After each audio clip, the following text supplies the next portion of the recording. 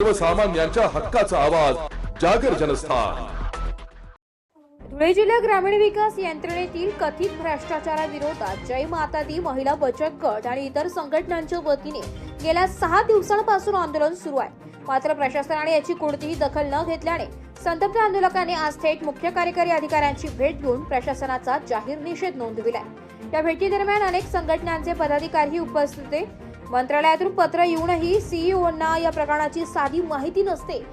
हा भ्रष्ट अधिकाऱ्यांना जाणीवपूर्वक पाठीशी घालण्याचा प्रकार असल्याचा गंभीर आरोप आंदोलकांनी यावेळी केला। सीईओंनी दिली प्रशासकीय चौकशी समितीने आश्वासनही आंदोलकांनी फेटाळून लावले।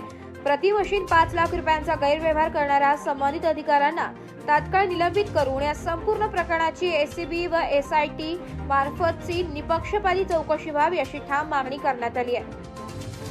प्रशासनाने तातडीने कारवाई न केल्यास उद्या 15 ऑगस्ट रोजी जिल्हाधिकारी कार्यालयासमोर सर्व आंदोलक सामूहिक आत्मदहन करतील असा गंभीर इशारा देण्यात आलाय। यापुढील कोणत्याही अनर्थाला प्रशासनच जबाबदार असेल असं आंदोलकांनी स्पष्ट केलंय। जागर जनस्थानसाठी रूपक बिरारी, धुळे।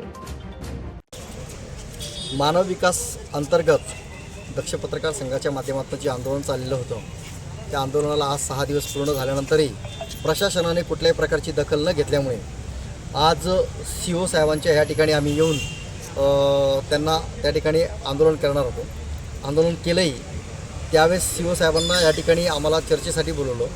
चर्चेअंती त्यांनी सांगितलेलं आहे की हा विषय आम्हाला अजून माहितीच नाही। म्हणजे प्रशासनाने ग्रामीण विकास कार्यालयाने मंत्रालयातून यांना पत्र आल्यानंतर देखील 6 तारखेचं पत्र आलेलं आहे।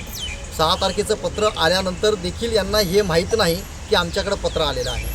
आम्ही गेल्या 6 महिन्यापासून तक्रारी दिलेल्या आहेत, परंतु साहेब या ठिकाणी नवीन आलेले आहेत म्हणून ते म्हणतात की आमच्याकडे अजून तक्रार आलेली नाही। म्हणजे भोंगळ कारभार चाललेला आहे का प्रशासनाचा, याच्यातनं हे सिद्ध होतं। दुसरी गोष्ट, जे काही जिल्हा ग्रामीण विकास यंत्रणेचे जे काही अधिकारी आहेत त्या अधिकाऱ्यांना वाचवण्याचा या ठिकाणी प्रयत्न आहे का?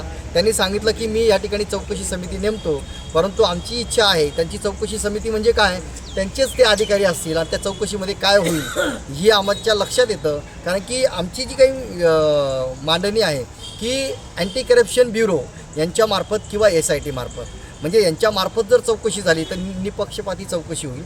त्याच पद्धतीने चौकशी जर खरंच करायची आहे तर त्याच्यासाठी सक्तीच्या रजेवर ज्यांच्या विरोधात आमचे काही ॲलिगेशन्स आहेत, ज्यांनी भ्रष्टाचार केलेला आहे, ज्यांनी मशिनी घेतलेल्या आहेत, 5 लाख रुपये प्रत्येक मशीनच्या माध्यमातून खाल्लेले आहेत, तर त्या अधिकाऱ्यांना निलंबित करण्यात यावी, तर ती निपक्षपाती त्या ठिकाणी चौकशी होऊ शकते। परंतु साहेबांनी तसे कुठल्याही प्रकारचं मान्य न केल्यामुळे आमचं जे काही आंदोलन आहे ते आमचं आंदोलन ह्या ठिकाणी चालूच राहील। उद्या आमचं ह्या ठिकाणी जिल्हाधिकारी कार्यालयासमोर सामूहिक आत्मदहन त्या ठिकाणी होणार आहे आणि सामूहिक आत्मदहनाच्या माध्यमातून या ठिकाणी कुठल्याही महिलेला किंवा पत्रकार संघाच्या पदाधिकाऱ्याला कुठल्याही प्रकारची जीवितहानी झाली तर याला संपूर्ण प्रशासन जबाबदार असेल।